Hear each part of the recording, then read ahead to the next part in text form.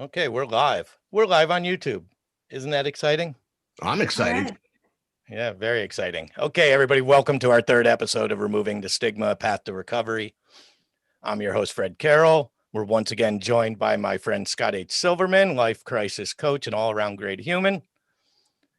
And making her glorious debut, my ride or die co-host of Within the Head of Fred, Mrs. Jennifer Field. Hi, Jennifer. Hi guys, how are you? Thanks for having me. Well, Hey, you're Jennifer. part of the show. It's not Yeah, even well, having you. I didn't know we had a choice. I didn't know we had a choice. Yeah. Come on.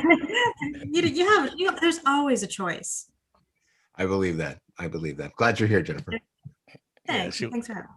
you look great. You look great in green. I always tell you that. You look good in green. Because How do I look? That's why How do I I'm look, Fred? just new. You look great. You know, you got a haircut. I heard you got a haircut and you got your COVID. So you're all good. Everything's good. You did say maybe we'll tell the people. Did you have any side effects to it? I Were did. there any? I did. I turned, into I spooned up and curled up and kind of cried for 2 days. My arm was really hurting, but they say, everyone around you, oh, that's good. That means your body's adjusting to. But it was, a couple of days, just really needed some sleep, but it was a small sacrifice to make. And, the CDC now says once you get your second inoculation, you can, about 2 weeks, and then you start to move around. You can move around and go outside. So I went out and celebrated and went and got some groceries on my own, double masked up. But it was kind of cool because I've actually been in quarantine since it's almost a year now, almost a year. Yeah. So it was nice to feel like I could go out and I wouldn't, and there's always a risk, but it was very freeing. And I hope everybody gets an opportunity to get their vaccination as soon as possible. And according to what we're hearing, hopefully by spring, everyone's going to have access to it. So we'll see what happens. Yeah, me and Jennifer are still. Have you heard anything about it, Jennifer, on your end? No, I mean they've done first responders, and now it's higher risk groups over 75 here in Massachusetts. So I don't expect that I'll be in the group until probably summer, Yeah. which is fine. I'm a healthy individual that is a low risk. So in my opinion, I'm like that's fine with me. I can wait. Yeah. So I'm in Connecticut. Scott's out in California enjoying the weather. He was just teasing us about weather, and you're in Massachusetts. Oh no, we actually had 1/100 of an inch of rain, and it's that's not bad for us. But it was, I think, 67 degrees. But we don't get the kind of snow and things that people get on the East Coast. So it's and our mean temperature is 65 degrees year round. So I'm never complain about it. I brag about it and I throw it in people's face. My buddy just moved to Boise.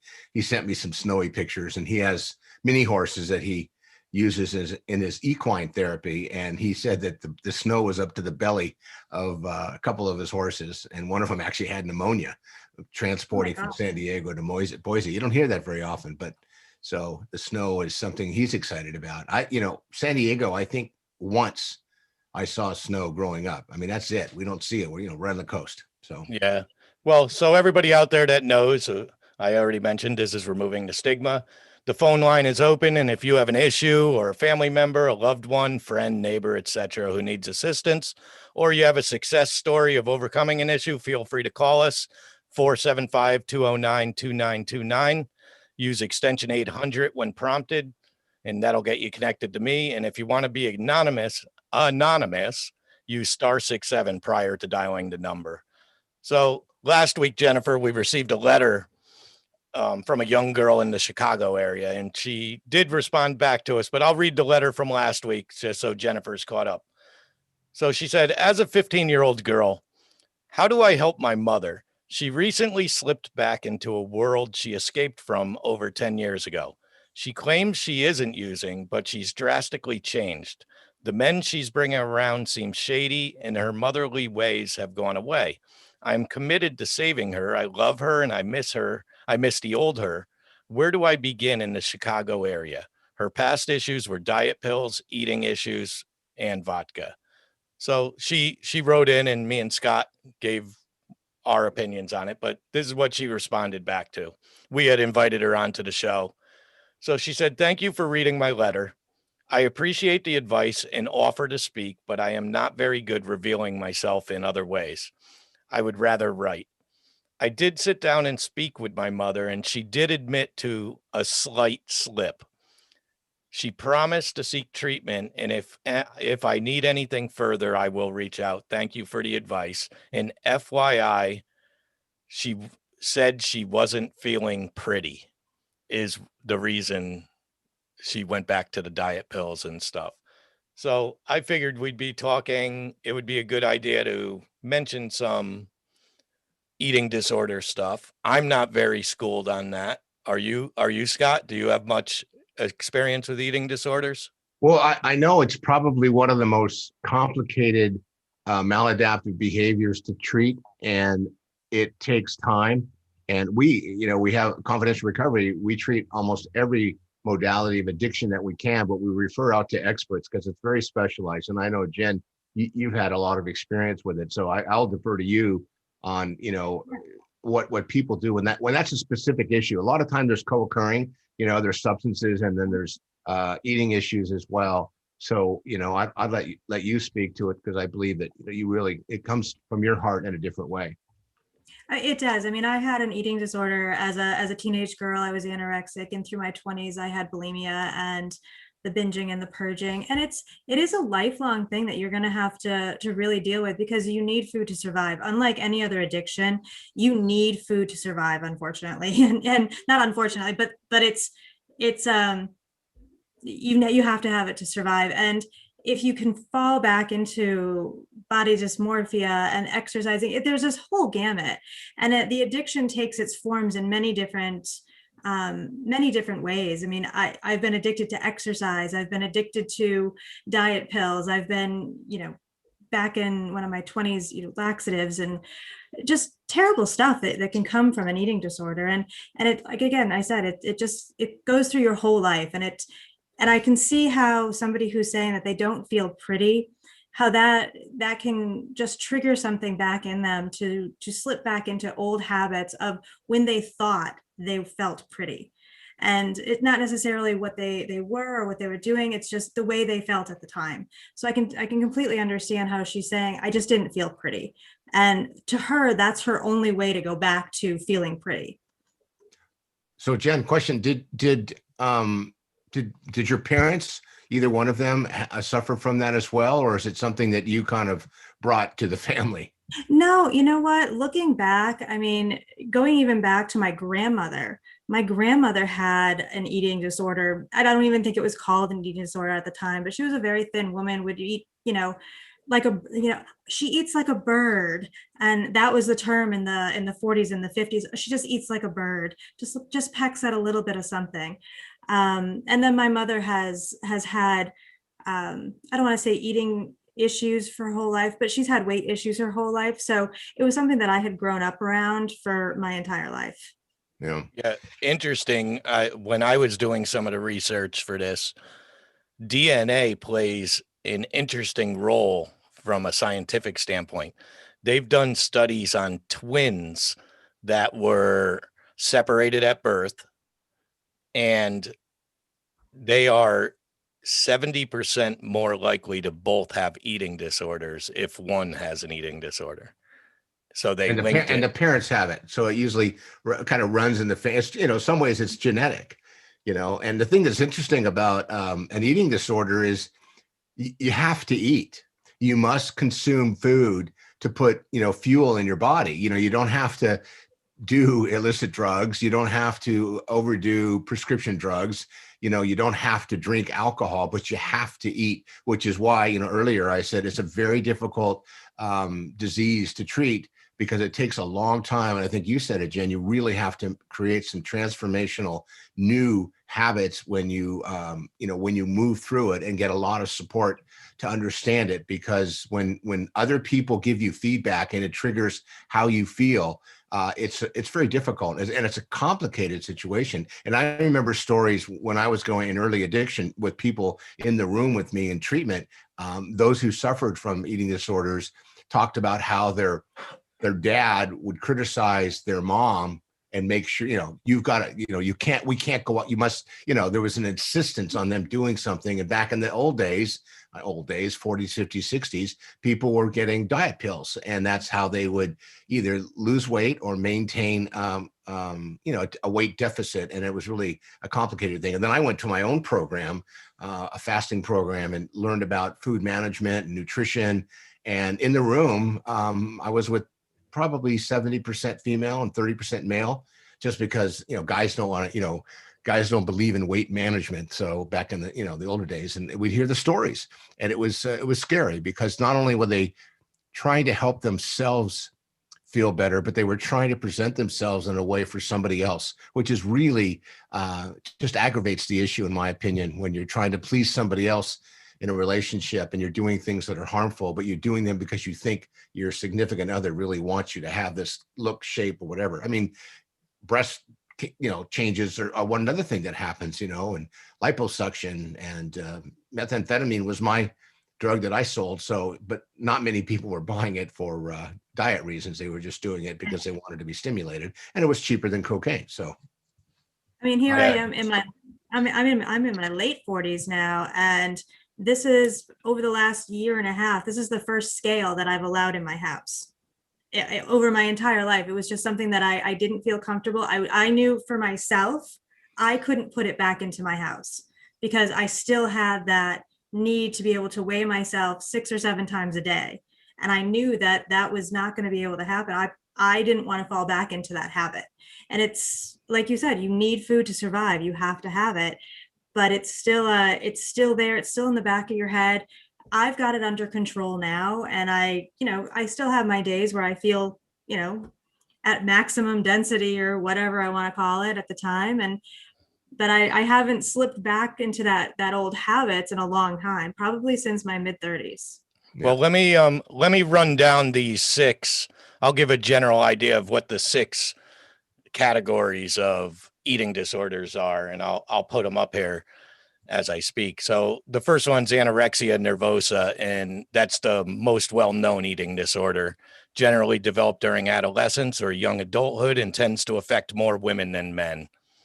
It's usually they view themselves as overweight, even if they're dangerously underweight. They tend to constantly monitor their weight, avoid eating certain types of food, and severely restrict their calorie intake. So that's number 1. Number 2 is bulimia nervosa, and it's also the second most well-known. And bulimia tends to develop during adolescence, early childhood, and appears to be less common among men than women. People with bulimia frequently eat unusually large amounts of food in a specific period of time. The third one is binge eating disorder. Typically begins during adolescence and early adulthood, although it can develop later on. Individuals with disorder have symptoms similar to those with bulimia or the binge eating subtype of anorexia. The fourth one is pica, it's called. And pica is a eating disorder that involves eating things that are not considered food. Individuals with pica crave non-food substances such as ice, dirt, soil, chalk, soap, paper, hair, cloth, wool, pebbles, laundry detergent, or cornstarch. So it usually occurs in adults as well as children and adolescents. That said, this disorder is most frequently observed in children, pregnant women, and individuals with mental disabilities. The fifth one is rumination disorder. It's a newly recognized eating disorder described as a condition in which a person regurgitates food they have previously chewed and swallowed, re-chews it, and then either re-swallows it or spits it out. Typically occurs within the first 30 minutes after a meal, and unlike medical conditions like reflux, it's voluntary. The sixth one is avoidance restrictive food intake disorder. This term replaced what was known as feeding disorder of infancy and early childhood, which was previously reserved for children under 7 years old. It generally does develop during infancy or early childhood. It can persist into adulthood. What's more, it's equally common among men and women. And there's a few others after that, which are purging disorder, night eating syndrome, other specified feeding or eating disorders. So there definitely are a lot of things out there. Were you guys familiar with many of those? Oh I've yeah. heard of all of them. Yeah. Well, it's interesting. Full disclosure. By the way, I have a scale, Jennifer, and I use it every day as a doorstop. So I did, I have to be honest. It's funny. I don't think about having an eating disorder until I start talking about it. But when I was 50, I weighed 330 pounds. And I told you I'd gone on this fast and maintenance program for years. And then, when I lost my brother, I started eating again. And I actually went and had the gastric bypass and lost 125 pounds. And I've kept off 85% of it for the last 16 years. And, because overeating for me is obesity is so common in this country. But, when you're and I remember the day I had surgery because they put it on my wrist. I was 333 pounds starting weight the day of the surgery. So I went through, and that's really extreme when you think about having someone open up your stomach and then redirect your, innards to give you that opportunity. And when I woke up from that surgery, I saw the burning bush and I got it and maintained it for a long time. COVID has shifted everything, and I think it has for everybody. So the fact that you've maintained it, Jennifer, is, awesome. And the one thing I'm attracted to when you said different addictions, when you said you were addicted to exercise, I'll call you maybe this week. That's the only thing in my life I have not been able to get compulsive and obsessive over. And I've never met anybody who says, I exercise today and I feel bad. So, and when my wife and I go for a 3-mile walk, that next 24 hours is just like, You feel great. well, I met my endorphins once. I shared it with a friend. I said, "Oh, I met my endorphins today." He goes, "Oh, you better change your address." I said, "Yeah, I know." So I empathize because when you have what I have, compulsive obsessive disorder of addiction, it impacts everything. I mean, I just doing things in moderation. I mean, I had a real aha moment this week where I was not processing stuff, and it might have been because of the vaccine, and I was sleeping more than I normally would, but not comfortably. And, it's kind of like a clogged drain. And this morning I went to my home group. I did some journaling and, I keep a God box. I put little messages in there and give whatever's going on in my world, and I put it in the God box. And the idea of that is not having to carry it around. By the way, before I forget, I also want to tell our viewers and listeners that, I am not a clinician. I am not a doctor. I won't speak for Jennifer and for Fred, but what we do here is not give medical advice, not suggest, psychological evaluations or assessments. But what we do here is we have an open conversation with the idea, the name of the show, reducing stigma. So if something's going on in your world, if something's going on with your family, something's going on with you, if we're talking about it, the idea is to give you permission, if you will, or allow us to give you permission to seek help, ask questions, and go online. I mean, we're not going to sit there and read our medical journals. We're going to give you information that we Google that's contemporized, and there's a lot of resources out there today. You do not have to sit at home and be uncomfortable, be depressed, be anxious, whatever feeling you want to put. So I want to make sure I get that out there, that I am not a clinical professional, but I'm somebody who just has seen so much, and I want to help as best I can. Yeah, I think and we mention that in every show because we want to make sure people know that we're basically three human beings trying to do something good to help people overcome an issue that we may be familiar with. And we do bring a lot to the table from not only a human standpoint, but you from alcohol and suicide issues. I come from a abusive background of physical and sexual abuse, and Jennifer just told you that she comes from an eating disorder side of things. And we're also aware of people in our lives. I'm sure Jennifer knows an alcoholic. Jennifer knows a drug addicted person. She knows somebody being abused by their husband. We all know these people. And we talked last week about my friend that chose to end his life, and me and you, Scott, and you helped me get to the point where instead of feeling guilty, you got to remember the words helpless. Sometimes you can't help everybody. You can't read all the signs. We all have lives of our own. And sometimes you don't have the tools. You don't have Yeah. the tools to save people. So that's what we want to provide for people is when they come to us, we will do some of the work. If they're coming for legitimate help, we will do the best we can to give them the first step where they should start. Right. You know, Fred, let me correct you on one thing because you always give me permission to do that. You said we are three basic people, and speak for yourself. I'm co-occurring, duly diagnosed with a lot of different suffering in my past. Now, that's not who I am. Those are things that have happened to me. So I applaud you're trying to bring us down to earth with that. But I think the fact that we're here talking about it, not that we're better than anybody else, but that shifts the basic part and says, hey, seeking help is good. Feeling uncomfortable is bad, and you always have a choice. So I want to applaud you to let you know you're not that basic, brother. Yeah. Well, I want to tell you, so a scientist friend of mine, it's actually Uh-oh. it's my friend's, it's one of my good friend's daughter, but she is getting her PhD right now, I believe, at the University of Rochester in science. She's brilliant, great kid. I call her a kid, but she's a grown woman at this point.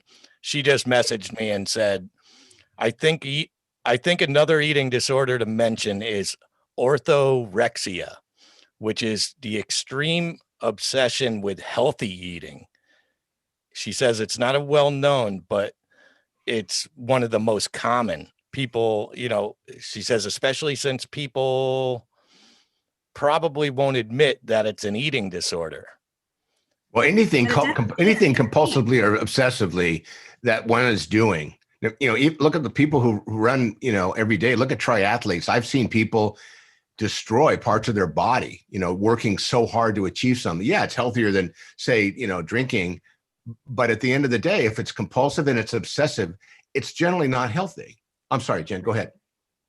Oh, I was going to say, you're seeing it so much more now in even people like that are bodybuilders. You're seeing it in the male population a lot with bodybuilders, with body dysmorphia. So it's becoming more prevalent as well.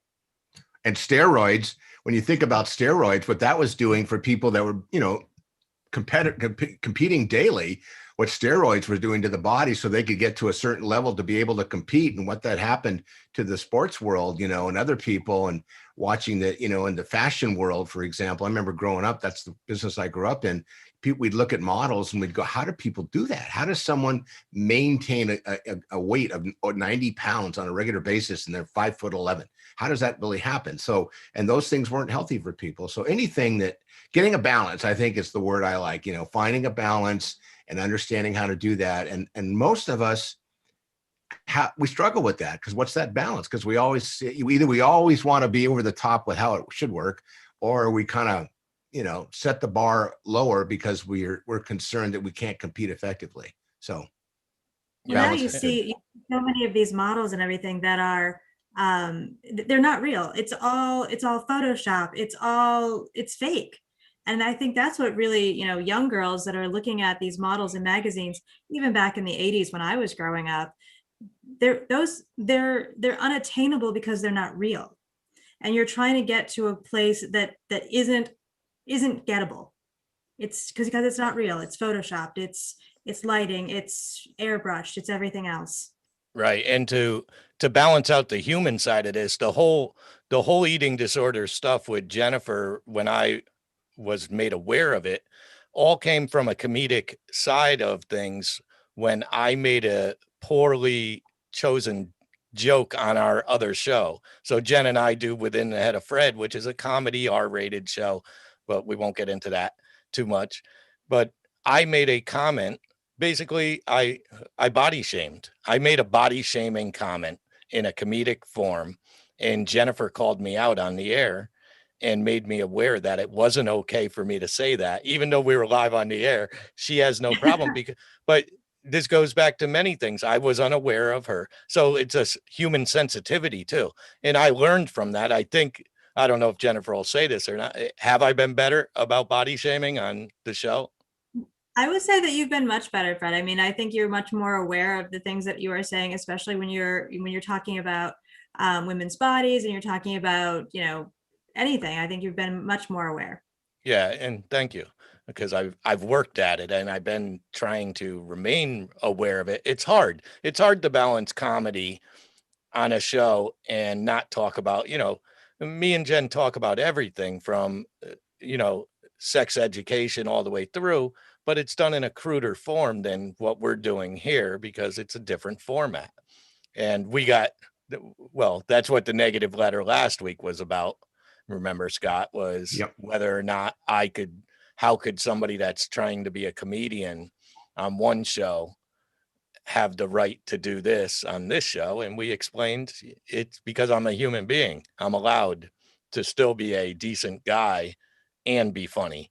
And you may not be basic. You might have, undiagnosed multiple personalities, Fred. And we're gonna, right. and over time, And we're he's gonna. not funny either. Well, you see that side of him more than I do, and I can remember, as you're talking, I remember Bill Cosby, used to talk about one of his characters was Fat Albert, and so many comedians I've seen over the year, bigger comedians, mostly men, making fat jokes about themselves, and when you do that to yourself, inside yourself, that's not warm and fuzzy. I mean, it makes people laugh or it creates laughter, but I don't think overall it's healthy. And I think we've seen, and let me know if I'm wrong, in the last probably 15 years, we're seeing people of different shape and sizes, getting involved in front of the camera, even in the fashion industry, that doesn't matter how small or petite or large you are, there's a place for you in the world. And I think that we've seen a lot of changes around that, a lot of acceptance around that as well. And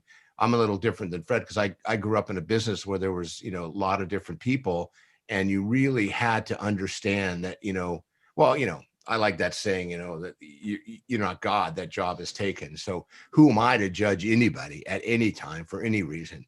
And I try to be sensitive to that. So, but I can, I want to come on the R-rated show one day because I have some language, a couple of words I haven't used here yet. Somebody even asked me, said, I watched the cast and you never used the F word once. And I said, well, we're recording and I don't know who's going to listen to it. So, Fred said it's okay, but I'm sure there's a thing on Netflix now about profanity and how it's positive and how it's negative, but I haven't had a chance to watch it yet because I use that word a lot. And, even in my home group in recovery, and people put in the chat room, why do you talk like that? I go, I don't know. It just kind of comes out. Right. I'll start telling them it's the basic me. Well, Jennifer and I mean, we're not shy about our verbiage and we have potty mouths, but our show has changed. Actually, Jennifer's been with me about a year of the 3 years, and she's changed my outlook on the show.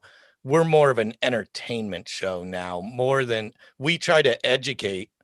Just we use crude language when we're doing it, where it's her and I just chatting usually, and it's usually I'm wrong, she's right. So that's usually how it goes, and I allow her to get away with that. There you go. And she Thank you, might Fred. be right. She's That's usually okay. right. So She's another quick story. I don't remember Don Rickles or not, but he was the guy that when he did live performances, he would just brutalize the audience. And I remember my mom went to see him once in Vegas, and she was a pretty good sized woman, and she was in the front row. And oh my, he went off on her for 10 minutes. I mean, she came back. She was so upset, and she wrote him this scathing letter.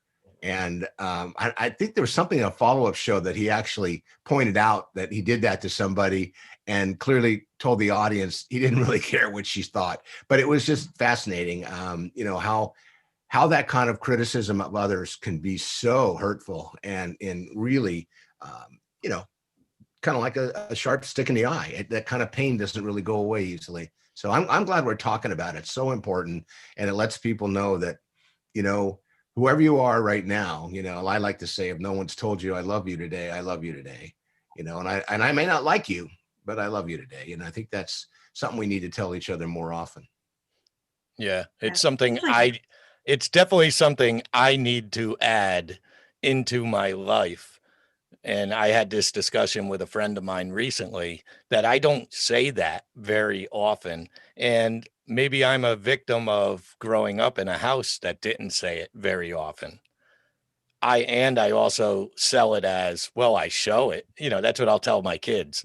Yeah, because they'll poke me and say, tell me you love me. Tell me you love me. Tell me. And I just can't do it. I can't say it. I can't Fred, get it out. try it right now, Fred.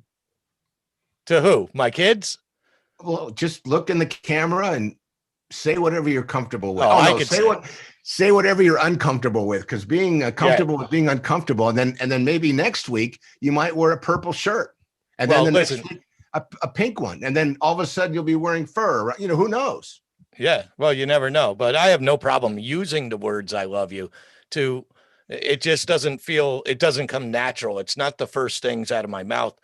I always in my mind think, well, I show them enough. I pay the bills. I do all this. They got to know I love them. Why do I got to tell them? It sounds like a waste. But I've learned if I ever want to not be a single man again in my life, I better start learning telling people that I love them. And I think I'm mixing it in a little more now. I'm getting comfortable with it, but it's Yeah. uncomfortable for me, and I Is don't he, know why. Jen? Is he blushing right now? He looks like he's blushing a Yeah. little bit. I get He nervous. might actually be blushing. I think he actually is a little bit. Yeah, He gets a little red right around the top of the head. Right there. It's hard to hide it. Well, I it's hard to Yeah. hide it. because it's very revealing when you're on live video and people are listening and judging you off of what you say, and you don't know how it's going to come back to you. But I mean, Jennifer and I do this all the time. We say things that we have no right to let out into the public, but that's what So podcasting what's is. the worst thing that happens? Somebody judges you for it, and I know and what? there's no shame in it or anything. I don't get shameful any longer, but it goes into the stigma. You do have a masculinity stigma where if you get a little soft, but I'm so used to it now. Jennifer says I'm so soft that she's the man on the podcast, because I get so emotional and all that stuff, and she's emotionless sometimes. Well, I can't wait to see Emotionless. that. Emotionless. I A can't wait to dead see. black heart. I remember once hearing this father, because he was that kind of father that wasn't saying it, and he had a catastrophic event in his life, and he wanted to change things with his kids, so he basically cut him off financially, and he replaced the cutting him off. My kids call it the family plan, and he cut him off the family plan, and in lieu of doing that, he started telling them that he loved them, and he really got comfortable with it. And then one day that he said they had a family group, Thanksgiving or something, and they all basically complained and said, look, let's go back to the family plan. Will you take care of the car payments and the insurance and stop telling us you love us? He goes, why don't we find something in the middle and I'll help empower you? He got a hold of a therapist that really wanted him to take a look at some of his behaviors. And if he was happy with it, stay with it. If he wasn't, look at some changes. Because I think you always get a choice. You always get a choice. I mean, I was lucky enough to grow up in a household that my mom told me she loved me every single day. She still does. If I see her, she tells me she loves me. She'll send me a random text. I love you, honey. Just to let me know. And every time I leave the house with my husband, I tell him I love him. Yeah. Because you never know. The world's a crazy place. You just never know. And I think everybody needs to know that they're loved by somebody. Even if it's a guy like, Even if me it's or a Fred. stranger. Yeah, she's good about that. Listen, I sign off the podcast sometimes, and I tell she's my friend. Listen, she's one of my best friends because she's the one person, she knows more about me. And people out there, I know they're just meeting Jennifer for the first time who aren't already fans of our show. I have never met Jennifer. Jennifer and I have never physically met. We met when she became a guest. Jennifer's a author. Actually, I'll flash that up there, Jennifer. Jennifer's an author. She's an author, and she's got a new book coming out, Asher, and that's available now on Amazon. So I'm giving her a little plug here because she deserves it because she works very hard on these books. But she came on as an author, as a guest, and I instantly fell in love with the way she has a great yin and yang. Let's tell it the way it is, Fred. You said that you read my book, and I said I was surprised that you could read. See, that's what I said. That was what she said, Scott. And I knew right away that I could work with this woman. And I knew nothing about her. And I texted her the next day. I asked her, she signed on, and we been together. But we also, so people will know from a life standpoint, Jennifer and I don't go out in public very often, and stuff. Jennifer's a married woman. I'm a single man, but I stay home all the time. And which may be why you're single. Well, one of the You reasons. can't really get a whole lot of dates, just in front of your camera over there, Fred. I'm Well, just saying. I will tell you this. This does not help all the time. And I know that's me body shaming myself at this point, but I'm not as confident when I go out there, but I also aim high. There's opportunities out there for everybody, and it's not easy. Jennifer wouldn't know this. She hasn't been into dating, and neither of you, Scott. When's the last time you went on a date, Scott? How long you been married? Yeah, it'll be coming up on 39 years next Yeah. month. So it's been quite a while. So dating isn't easy. Almost half a century. It's very difficult. It's enjoyable. I love the chase, I guess is what it is, but I aim a little too high, I think, and What does that even mean? I don't know. I aim high, but even the current girl that I'm interested in, it just doesn't feel like there's interest coming back at the same, it's a timing thing. But my point in saying that is Jennifer and I record for an hour, sometimes an hour and a half on a Wednesday, and then we talk for an hour like we're girlfriends, just chit chatting back and forth. But that's the dynamic of our friendship. So she doesn't like to admit it as much as me because I'm the emotional one. I'm the one that tells her that I love her as a friend. Fred, I have an idea. Why don't we, Jen, what do you think? Why don't we next week, let's bring this woman on the show. Oh, God.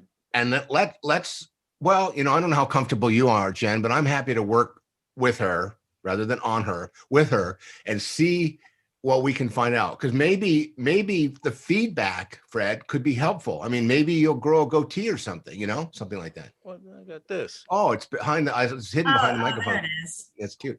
I think that would be, not only would that be exciting, but I think you promote that the right way, there'd be a lot of people that want to know. And we'll ask her candidly, said, when you look at this guy, does he look like a basic human being to you?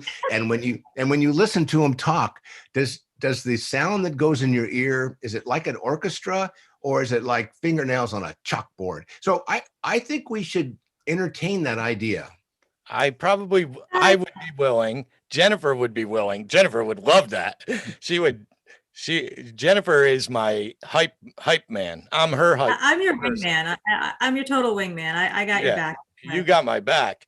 But the only reason, are we going to start giving dating advice now too? Are we going to do, we going to add that to the, I guess it's a life issue. No, we advocate and we build awareness on our platform. So what we could do, Jen, is you could be the good cop and I'll be the bad cop. You could be the wingman and I'll be the person that helps taxi the plane in once you land.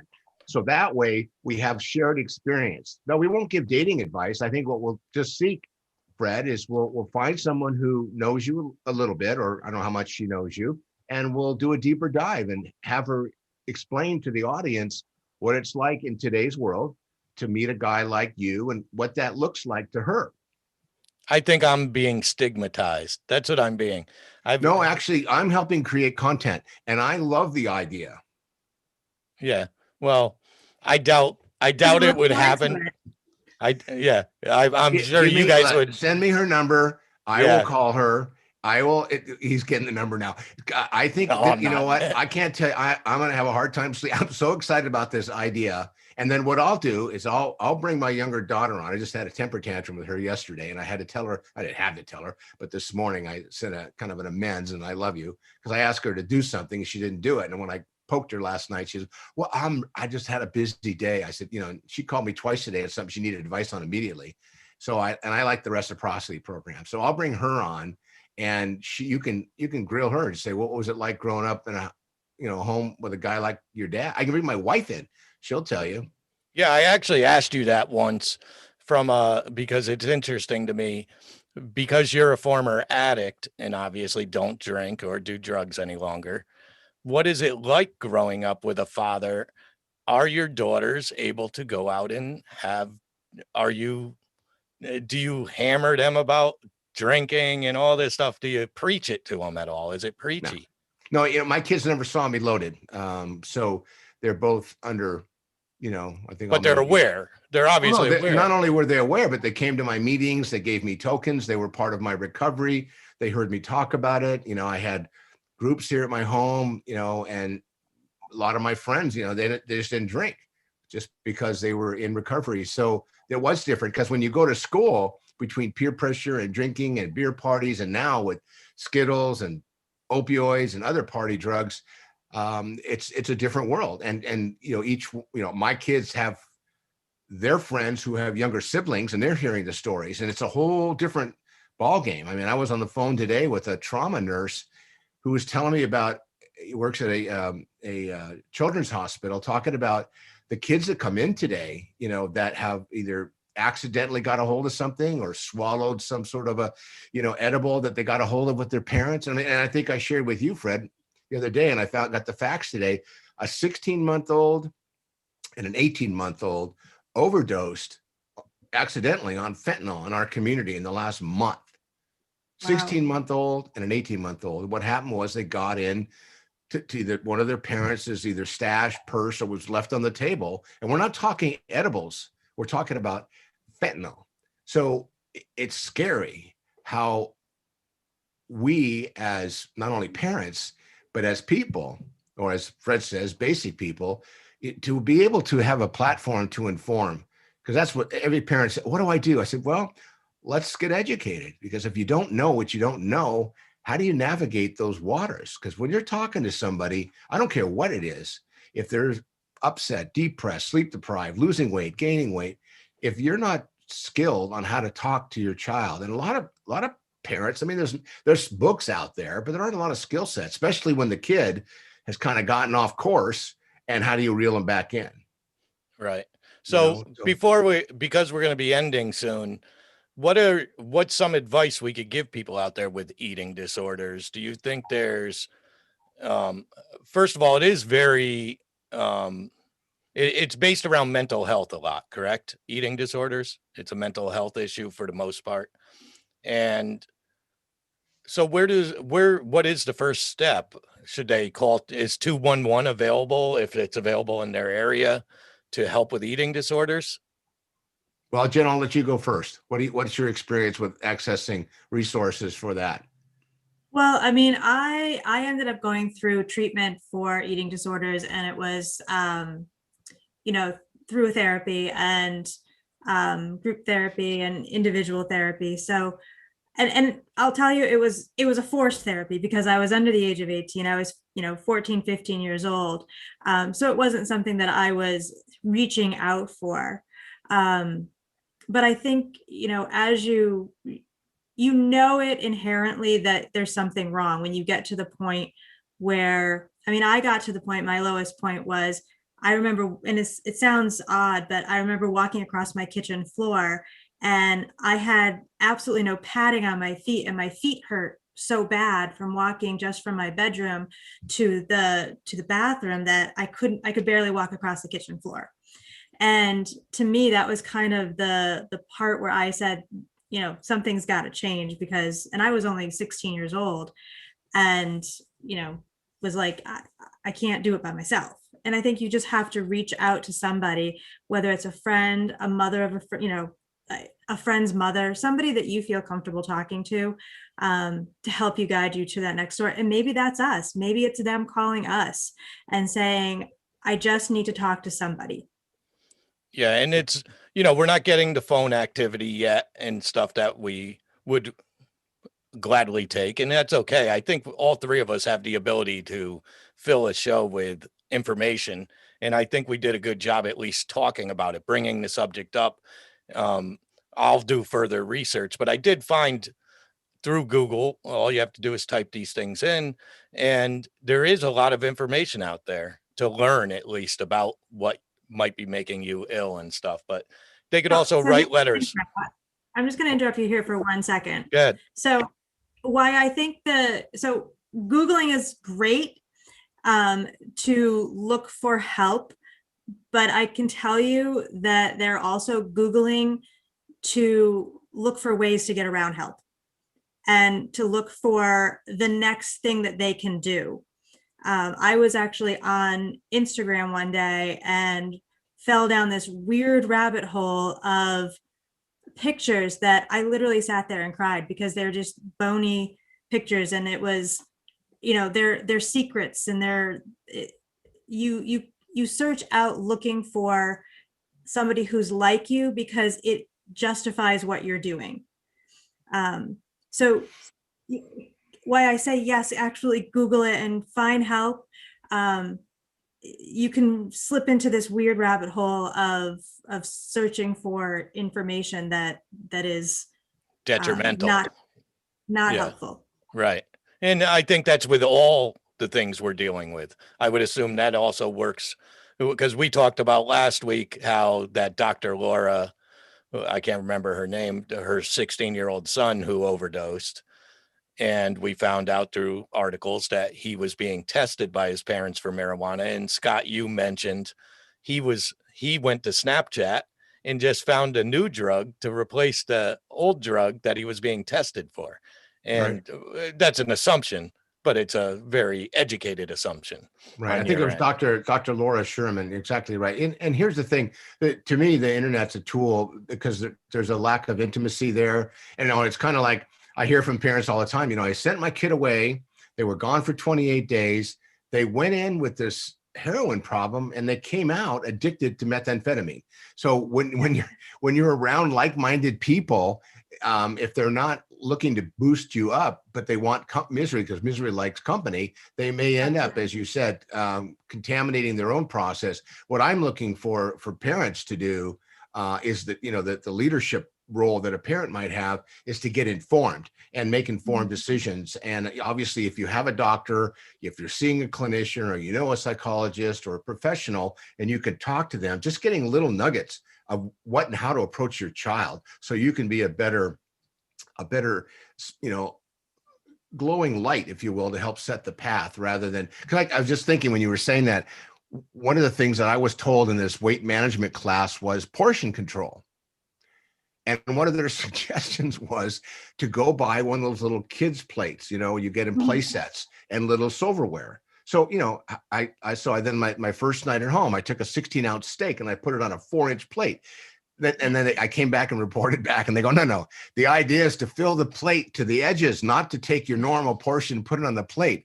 And they said, Scott, why are you resisting change so much? I said, I'm not resisting change. This is just a way of life for me. And I do want to change it. That's why I'm here. They said, well, why would you put a 16-ounce steak on a 4-inch plate? I said, because that's the normal portion I would eat. It was hard with the plate, but I cut it in fours and stacked it up. So it was actually, I found a way to do as you said, Jennifer, I did the workaround. I mean, that's what people do who are suffering. They find ways to maintain that level of uncomfortability because that's, that's soothing. That's medication for them. That's meditation for them. That's even mindfulness for them. Sometimes that's why people anesthetize themselves. So they don't have to really think about what's right. And when they're in their disease, the mind's not working right. That's why the informed loved one can really be a great guidance support. Well, overall, since the phones aren't ringing, and I understand people are, that takes a lot to pick up the phone, call into a live show. When they do call us, just so they're aware, and if anybody watches this, they don't have to come on the air. There's no rule.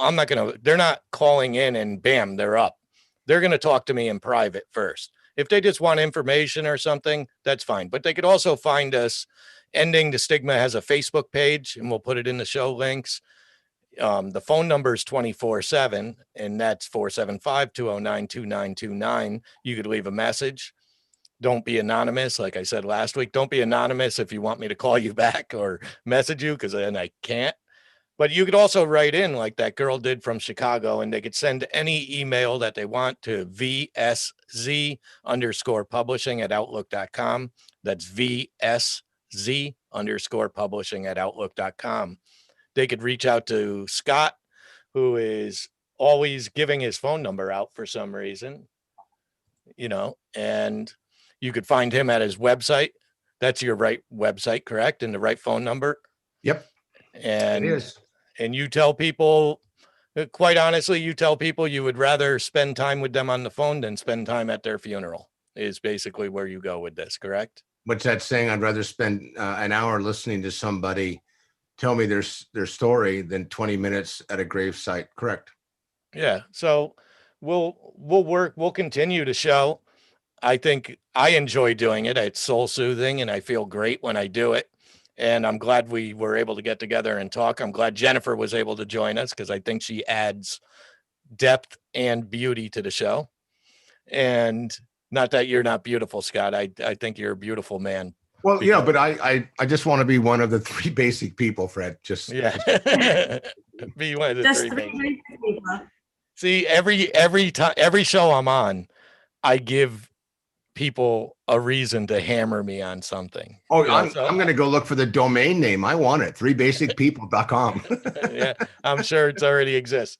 But that's going to be it. So that you got anything else to say? Well, we should say, like we end every show, is that if you're having an issue or anything, don't take the time to call us if you're having suicidal issues. This is the number to call. Reach out to them, 800-273-8255. You could chat with them by texting the number 741-741. It's the first step. That's the first step when you're having suicidal issues. So make sure you put that phone number into your phone. Call it every day if you have to. They're very good about what they do. And it is anonymous. And what's the word I'm looking for? They keep it confidential. So everything's good. And my dog's barking. But That means it must be a live show. yeah, it's definitely a live show. But so that's going to be it for Ending the Stigma. This is our third episode, and we're going to be live Tuesday at 9 p.m. Eastern, correct? That's correct. Okay. And 6 o'clock on the West Coast. We're about to have dinner at 6. So right. We'll catch everybody in the middle somewhere. 6 o'clock on the West Coast and 9 o'clock on the Best Coast. Right, Jen? That's right. I don't know. I've got an envious of his weather. So, I mean, it was a high of 3 degrees today. So, oh my God. That helps. That definitely helps. But definitely okay. helps. So I am your host, Fred Carroll. This is Ending the Stigma. We'll be back Tuesday night. You could please share this and please subscribe to the channel. So I'll see you guys later. And I love you. How's that? How is that? Oh my God. He does it running out of the room. That's great. How is that? That's great, man. Good growth. Yeah, it's growth. Okay. We'll talk to you soon, everybody. Bye.